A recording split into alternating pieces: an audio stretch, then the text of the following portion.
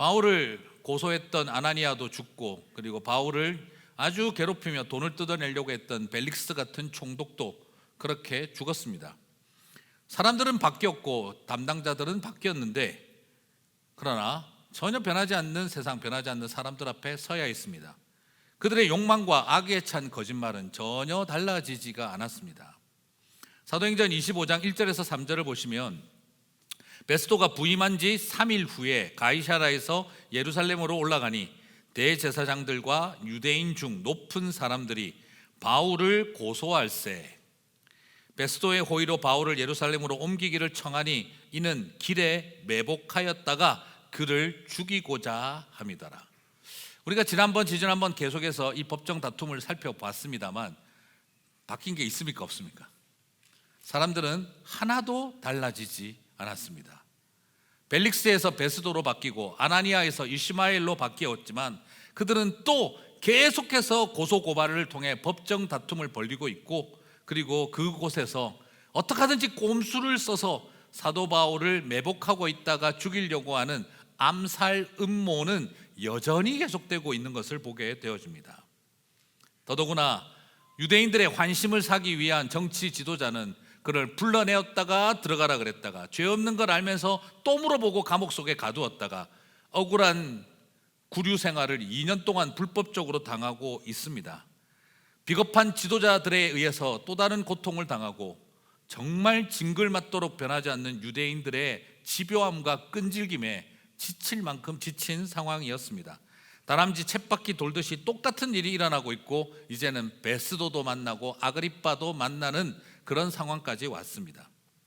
자, 여러분, 이 정도쯤 되면 이제 좀 지치고 포기하고 싶은 생각 들지 않을까요? 죄짓고 감옥 생활하는 것도 굉장히 힘든데, 뭐 처벌받아야지 하고 해도 힘들 텐데, 억울하게 불법적으로 감옥에 감금당해서 2년 동안 벽만 쳐다보고 있다고 한다면 맨정신으로 미칠 것 같다는 생각이 들 정도 아닐까 싶습니다. 그래요. 차라리 죽으면 순교자의 영광이라도 있는데, 사탄은 우리들에게 순교자의 영광도 주려고 하지 않습니다.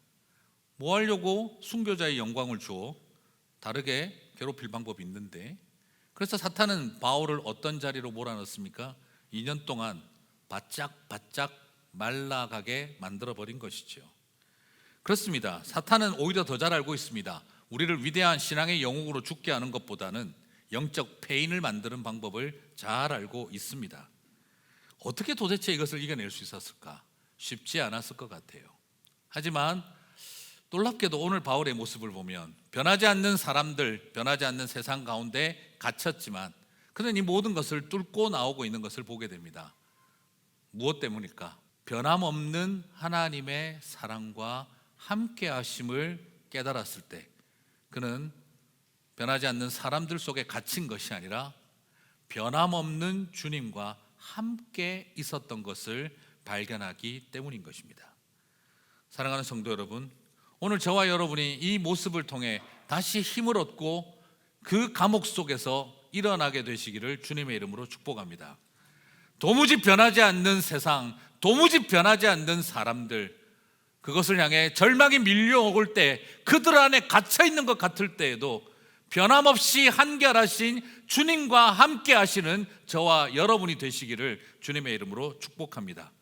오늘 바울은 그 상황을 이렇게 묘사하고 있습니다. 사도행전 26장 21절과 22절입니다. 유대인들이 성전에서 나를 잡아 죽이고자 하였으나 하나님의 도우심을 받아 내가 오늘까지 서서. 여기서 무엇을 바라봅니까? 지난 2년 동안, 그리고 감옥에 갇히던 그때 그 순간부터 유대인들은 나를 잡아 죽이고자 하는 일을 끊임없이 계속하고 있지만, 그러나 하나님도 나와 함께 나를 도우며 지금까지 현재 완료 진행으로 지금까지 나와 함께하고 계신다고 고백하고 있는 거죠. 그렇습니다. 우리는 여기서 바라보게 됩니다. 나를 죽이려고 하는 사람들을 주목할 것인가, 나와 끊임없이 함께하는 그분을 바라볼 것인가 하는 것이죠. 오늘 26장에서 또 나오는 내용이 뭡니까? 바울이 다메섹 도상에서 예수님을 만났던 그 간증을 또 하고 있어요. 저는 이걸 보면 좀 신기해요.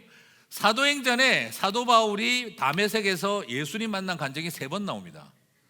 굳이 그렇게까지 많이 바울은 할 이야기가 없을까요? 네. 또 하고 또 하고, 네. 저보고 간증 또 하고 또 하고 하지 말라고 하지 마세요. 네. 바울도 간증 또 하고 또 하고 또 하고 했어요. 네. 아니, 그 말고도 많은 간증이 있는데 왜 이야기를 계속했을까? 그 이야기밖에 없어서일까요? 아닙니다. 저는 오히려 이렇게 말씀드리고 싶어요. 처음 주님을 만났던 첫사랑의 감격이 바울에게 있어서는 색바래진 흑백 사진 앨범 속에 들어있는 아주 옛날 이야기가 아니라 지금도 여전히 내 가슴을 벅차게 하고 뛰게 만드는 감격스러운 간증이라는 것입니다. 오히려 저는 이것을 통해서 바울에게서 그 첫사랑의 감격이 흘러가는 세월 속에 전혀 약해지지 않고 처음 주님을 만났을 때의 그 사랑이 그의 가슴을 여전히 뛰게 하고 있구나라는 걸 발견하게 됩니다. 여러분, 우리 많이 옛날 부르셨죠, 그죠? 내가 처음 주를 만났을 때, 그 찬양 부르면서 참 많이 울었지 않습니까? 흘러가는 세월 속에 내가 처음 주를 만났을 때의 기억이, 그 첫사랑의 기쁨이 지금 아직도 현재형으로 내 가슴을 벅차게 하고 있습니까? 아니면 내 마음의 오래된 앨범 속에 색바래진 흑백 사진처럼 남아있는 것입니까? 오히려 지금 우리는 바울을 통해서 한 소리 또 하고 또 하고 하는 모습을 보는 것이 아니라 그의 가슴 속에 내가 처음 주를 만났을 때 내 가슴을 벅차게 하고 내 심장을 뛰게 만들었던 그 첫사랑의 설레임을 그는 2년차 감옥 생활을 끝내고 나오는 그 벽 쳐다보고 나오는 생활의 끝자락에서도 여전히 그의 가슴을 뛰게 만드는 것은 내가 처음 주를 만났을 때의 그 첫사랑의 감격은 여전히 그의 가슴에 있다라는 걸 발견하게 되는 것입니다. 그리고 그는 말하고 있는 것이죠. 하나님이 나에게 주셨던 그 사명은 지금도 여전히 나를 붙들고 있다는 거죠. 사도행전 26장 17절 18절을 보십니다. 이스라엘과 이방인들에게 그때 주님이 말씀하셨다는 거죠. 내가 너를 구원하여 그들에게 보내어 그 눈을 뜨게 하여 어둠에서 빛으로 사단의 권세에서 하나님께로 돌아오게 하고 죄사함과 나를 믿어 거룩하게 된 무리 가운데서 기업을 얻게 하리라 하더이다. 내가 그때 처음 주님을 만났을 때 다메섹 도상에서 주님은 나에게 유대인과 이방인들을 회개하게 하고 그들을 돌아와 거룩한 백성을 만들라는 사명을 나에게 주셨고, 나는 이 사명을 내가 처음 주님을 만났을 때부터 나는 지금까지 잊지 않았다라는 걸 그는 고백하고 있는 것입니다. 사랑하는 성도 여러분, 저는 오늘 저와 여러분이 끊임없이 첫사랑의 감격, 내가 주님을 처음 만났을 때 나에게 주셨던 그 부르심과 사명을 과거 완료형이 아니라 여전한 현재 진행형으로 여러분의 가슴을 벅차게 하고 여러분의 심장을 뛰게 하시기를 주님의 이름으로 축복합니다. 그래서 바울은 자신이 살아가는 삶을 이렇게 묘사하고 있습니다. 나는 하늘에서 보이신 것을 거스르지 아니하는 삶이다. 사도행전 26장 19절 같이 한번 읽어보실까요? 아그리빠 왕이여, 그러므로 하늘에서 보이신 것을 내가 거스르지 아니하였고. 저는 이 표현이 바울의 인생에서 가장 중요한 핵심입니다. 그가 처음 주님을 만났던 그때 하나님이 나에게 보여주셨던 그 비전을 나는 거스르지 아니하였다. 그는 이중부정을 말하고 있습니다. I didn't disobey. 나는 불순종하지 아니하였다 하므로 그는 철저하게 더 온전한 순종을 했음을 이중부정을 통해 강한 긍정을 말하고 있습니다. 그는 살아오면서 그랬던 거죠. 하늘에서 보이신 것을 거스르지 않고 살아왔다. 사랑하는 성도 여러분, 이거 결코 쉬운 일이 아니었을 겁니다. 왜요? 사람들이 보여주는 것을 보고 우리는 순종하고 갑니다. 세상에 보이는 것 따라갑니다. 땅이 보여주는 것 우리는 따라가며 살게 되어 있습니다. 하늘이 보여주셨던 것 눈 한번 질끈 감으면 됩니다. 우리는 하늘이 보여주신 것을 거스르지 않고 살기가 쉽지가 않습니다. 하늘이 보여준 것 눈 한번 감아버리면 됩니다. 땅이 보여주고 사람들이 보여주고 세상이 보여주는 것을 따라가는 게 훨씬 더 낫다는 거 우리 잘 알고 있기 때문입니다. 평생을 살아가면서 우리의 마음과 삶에 여러분 무엇을 따라 우리는 과연 살고 있을까요? 하늘이 보이신 것을 거스르지 않고 살고 있는 걸까요? 아니면 땅이 보이는 것을 우리는 순종하며 살아가고 있는 걸까요? 솔직히 그렇습니다. 목사든 선교사든 장로든 권사든 집사든 우리에게 주어져 있는 연약한 그리스도인들의 모습은 마찬가지입니다. 끊임없이 사탄은 우리의 마음속을 유혹하잖아요. 한 번만 눈 질끈 감아라. 하늘에 보이신 것을 따라간다고 너한테 뭐가 그렇게 좋으냐? 희생하고 수고하고 섬기고 남들 그렇게 안 살잖아. 남들 그렇게 안 해도 잘하잖아. 왜 너는 그렇게 사니? 그냥 세상 보여주는 대로 따라가. 남들 하는 것처럼 보고 따라가. 하늘이 보여준 것 따라가면서 희생하고 시간 구별하고 물질 구별하고 내 마음 들여서 그렇게 헌신하고 희생하고 살지 마. 솔직히 우리의 마음속에는요 평생의 싸움입니다. 하늘이 보여준 것을 거스르지 않고 살 것인가, 세상이 보여준 것을 거스르지 않고 살 것인가. 신학생 시절 목회자가 되기 위해서 신학교를 다니면서 사도행전이 제 인생의 삶에 큰 방향점을 주었었는데 저는 그때 이 말씀 보면서 하나님 앞에 정말 심각한 고민을 들었습니다. 정말 주님, 제 평생 하늘이 보여준 것을 거스르지 않고 살아갈 수 있을까요? 그냥 눈 한번 잠깐 감으면 되는데 딱 한번 귀 막고 딱 한번 마음 모질고 독하게 먹으면 될 일들이 참 많을 텐데 하늘에 보인 것을 보여주신 것을 거스르지 않고 주님 이 길 끝까지 갈 수 있게 하여 주시옵소서. 근데 그 기도를 드리는데 자신이 없더라고요. 주변에 보니까 오늘 여러분 어떻습니까? 바울이 만나는 영적 지도자들 다 어떻습니까? 아나니아와 이시마엘 구약 그 시대의 제사장들을 쳐다보면서 하늘이 보여준 것을 거스르고 살아가는 사람들이 얼마나 누리고 살아가는지 내 눈앞에 보이는데 하늘이 보여준 것을 거스르지 않기 위하여 감옥에 들어가 2년을 벽 쳐다보고 살아야 했던 삶이 과연 쉬운 인생이었겠습니까? 사랑하는 성도 여러분, 오늘 저는 여러분에게 부탁하고 싶습니다.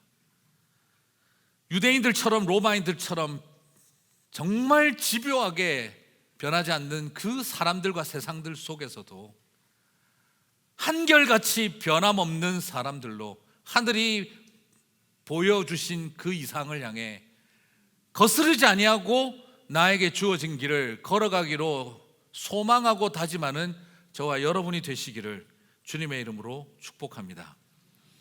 오늘도 끊임없이 싸워 있는 우리들의 싸움이지요. 저는 이 말씀 고백할 때 참 많이 눈물이 났던 기억이 납니다.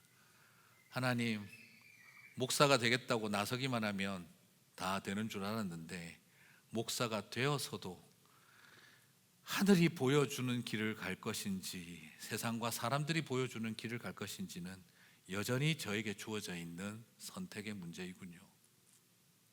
여러분, 목회자들을 위해서도 기도해 주십시오. 하늘이 보여주신 것을 거스르지 않고 살아가게 해 주십시오. 여러분들도 같이 기도해 주십시오. 세상과 사람이 보여주는 것이 아니라 하늘이 보여준 것을 거스르지 않고 살아가는 그리스도인들 되게 하여 주시옵소서. 변함없는 한결같은 저와 여러분 되시기를 주님의 이름으로 축복합니다.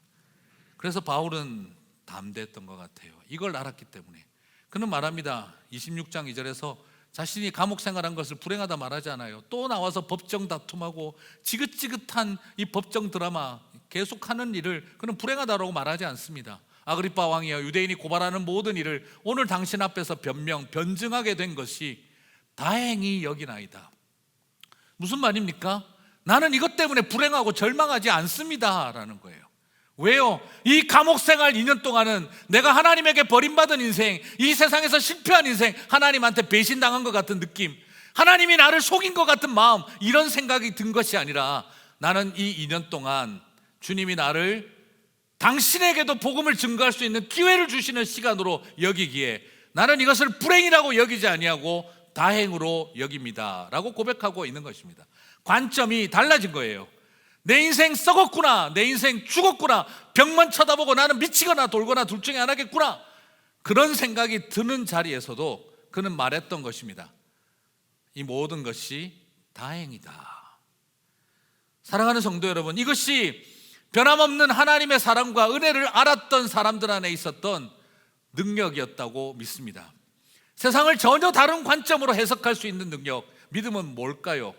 믿음은 어려운 일, 힘든 일을 피하는 능력이 아니라 어려운 일, 힘든 일을 하나님의 은혜로 해석할 수 있는 능력입니다. 오늘 바울에게는 그 고통의 시간들을 다행이라고 말할 수 있었습니다. 저와 여러분에게 그 은혜가 임하게 될 줄 믿습니다. 바울이 이같이 변명하며 베스도가 크게 소리내어 이르되 바울아 네가 미쳤도다. 네 많은 학문이 너를 미치게 한다. 야, 기가 빠졌는 줄 알았더니 똘끼로 충만하구나. 그렇게 거의 느낀 것 같아요. 네가 지금 미쳤다. 지금 어떻게 이런 인간이 있을 수가 있나 놀래버린 것이죠. 아그리빠도 소리를 치기 시작합니다. 아그리빠가 바울에게 이르되 네가 적은 말로 나를 권하여 그리스도인이 되게 하려 하는도다. 지금 바울이 예수 믿으라고 말하지도 않았습니다. 하나님이 나를 어떻게 살리셨는지를 말하고 회개시키라는 메시지만, 자기가 사명받았다는 이야기만 했습니다. 그런데 아그리빠는 지가 놀라서 믿어야 되는 걸로 생각하고 있습니다.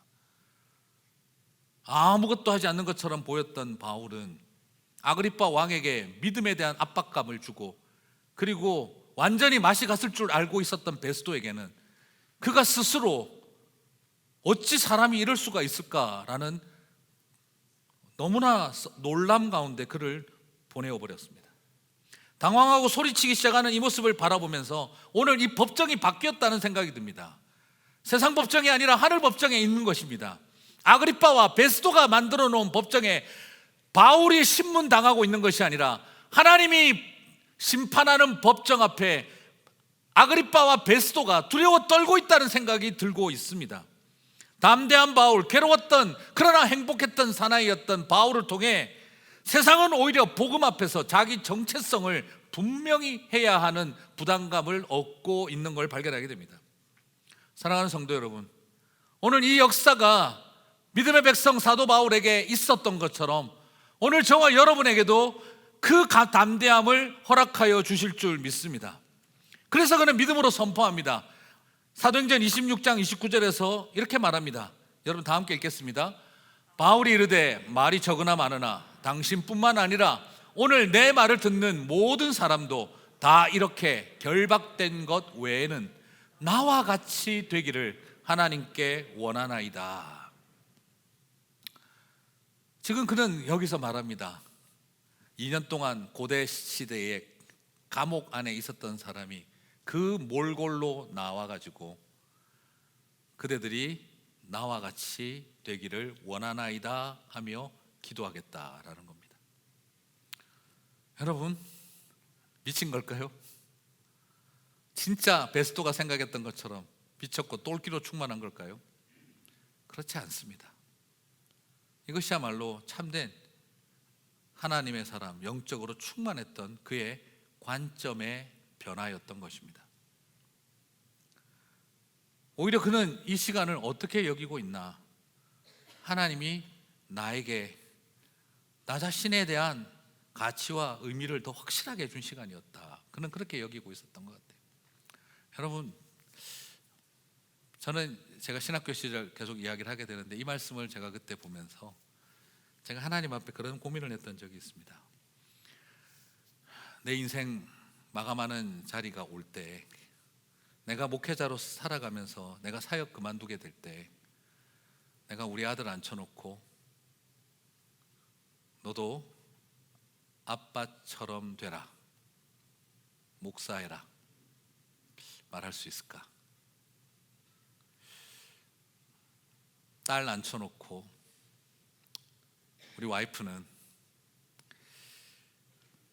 너도 엄마같이 되라, 그런 이야기 할 수 있을까? 최소한 내가 소위 교계에서 말하는 언필칭 성공한 목회자가 되어서 그 말을 할 수 있을까? 아니면 소위 이 세상의 방식으로 말하는 성공하지 못한 목회자가 되었을 때에도 나는 앉혀놓고 아빠처럼 살아라, 엄마처럼 살아라, 과연 말할 수 있을까 하는 진지한 고민을 신학교 다닐 때 던졌던 적이 있습니다. 그리고 하나님 앞에 그런 고백을 드렸습니다. 하나님, 나중에 내가 어떤 삶을 살아갔고 어떤 일을 하게 될지는 모르겠지만 최소한 누군가에게 나처럼 되기를 원한다 라고 말할 수 있다면 최소한 그 인생 하나님 앞에 부끄럽지만은 않을 것 같습니다. 그렇게 고백할 수 있는 삶 되게 해 주십시오. 때로는 우리 그런 생각 듭니다. 배신의 아픔과 지긋지긋하게 변하지 않는 사람들의 고통 때문에 감옥 속에 들어가서 아무것도 못한 2년을 지나고 난 다음 너도 나처럼 살아라, 우리 그렇게 과연 말할 수 있을까요? 2년 동안 아파서 아무것도 하지 못한 채 입원 병실 벽만 쳐다보다가 나와서 여러분도 나처럼 되기를 원합니다 라고 말할 수 있을까요?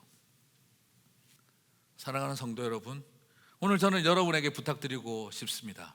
어떤 세월이 여러분을 감옥 속에 가두었다 할지라도, 어떤 2년과 같은 시간이 여러분의 삶을 짓눌렀다 할지라도 변함없이 함께 하시는 한결같은 주님 안에 있을 때 저와 여러분 진실로 여러분 나처럼 되기를 원하나이다 고백하게 하실 줄 믿습니다.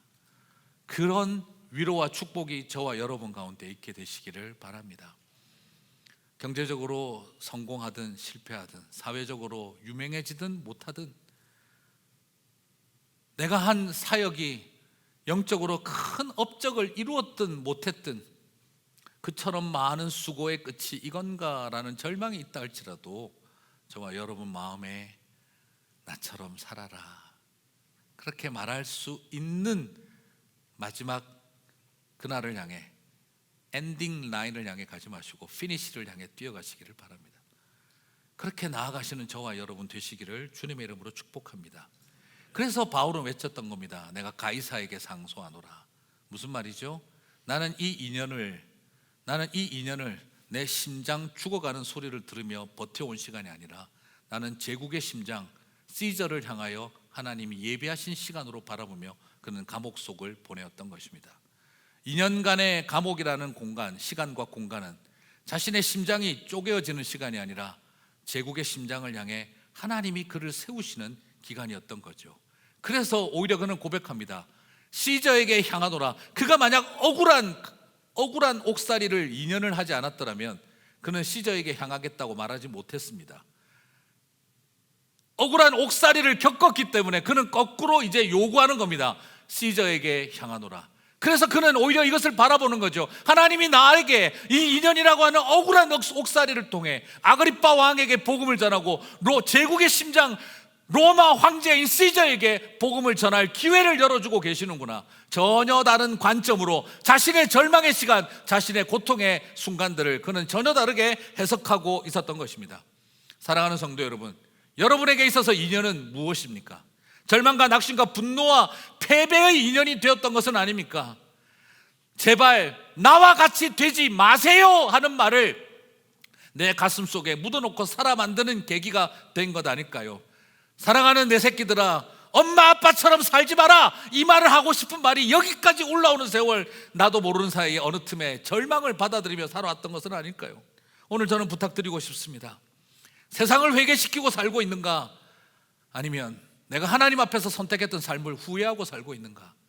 나 자신을 후회시키며 사는 삶이 아니라 세상을 회개하게 하는 삶을 살아가는 시간, 그 시간으로 끔찍했던 벽 쳐다보고 살아왔던 2년간의 세월들을 다시 바꾸어가는 저와 여러분이 되시기를 주님의 이름으로 축복합니다. 말씀을 마무리하겠습니다. 시작할 때 제가 말씀드렸죠.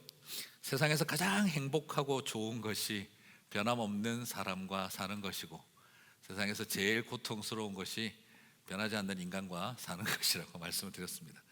자, 이야기를 하고 나서 제가 무지 걱정되는 게 오늘 집에 차 타고 가시면서 대판 싸울 것 같아요. 네가 변하지 않는 인간이다. 내가 지금 고통스럽다. 자, 오늘 가정을 평안하게 가셔야 되니까 제가 우리에게는 지금 내가 변하지 않는 인간과 살고 있나, 내가 변함없는 사람과 살고 있나, 이게 중요한 게 아니죠. 변함없이 한결같은 내가 주님과 살고 있느냐가 더 중요한 문제입니다. 변함없는 사람하고 살고 있어도 변함없는 주님과 함께하지 못한다면 그것도 아무 의미가 없어집니다. 내가 지금 옆에 있는 사람이 변함없는 사람인가 아닌가가 중요한 게 아니라 지금 내 안에 변함없이 한결같은 주님이 나와 함께하고 계신가. 그렇다면 지긋지긋한 2년간의 법정 싸움과 감옥 생활도 바울을 쓰러뜨릴 수 없었던 것이죠. 나와 함께한 사람이 변하지 않는 인간인가, 이게 중요한 게 아니라 변함없이 함께 하시는 주님이 나와 함께 한다는 걸 알고 나면 더 놀라운 일이 생깁니다. 내가 변함없는 사람으로 살게 됩니다. 오늘 사도 바울을 통해 우리가 무엇을 발견합니까? 변하지 않는 유대인과 변하지 않는 세상을 바라보면서 변함없이 한결같은 주님을 만난 바울은 변함없이 한결같은 하늘에 속한 사람으로 자신의 길을 걸어가고 있었던 것을 보게 됩니다. 사랑하는 성도 여러분, 2년 동안 바울은 썩어갔던 것이 아니라 숙성되어 왔었고, 지난 2년은 복음을 틀어막았던 시간이 아니라 복음의 능력이 제국의 심장을 향하도록 준비했던 시간이었습니다. 2년이라는 시간과 감옥이라는 공간은, 그리고 법정 싸움이라고 하는 현실은 오히려 사도 바울에게 아그리빠와 시저에게 복음을 전할 수 있는 기회로 바울은 여기며 한결같이 자신에게 주어진 소명의 길을 걸어가고자 했던 것을 보게 됩니다. 오늘 다시 한번 묻습니다. 여러분의 첫사랑은 지금도 내 가슴을 설레게 하고 있으십니까? 여러분이 하나님 앞에 하나님이 보여주셨던, 하늘이 보여준 것을 거스르지 아니하며 지금도 살아가고 있으십니까? 다시 첫사랑 내 가슴을 뛰게 하고 다시 나를 부르셨던 그 소명이 오늘 나를 두 팔을 벌리고 일어서게 만드는 능력이 되시기를 소망합니다. 복음의 능력은 가장 고통스러웠던 순간을 보내었기에 가장 아름다웠음을 믿습니다. 그 아름다움을 누리며 나아가는 저와 여러분 되시기를 주님의 이름으로 축복합니다.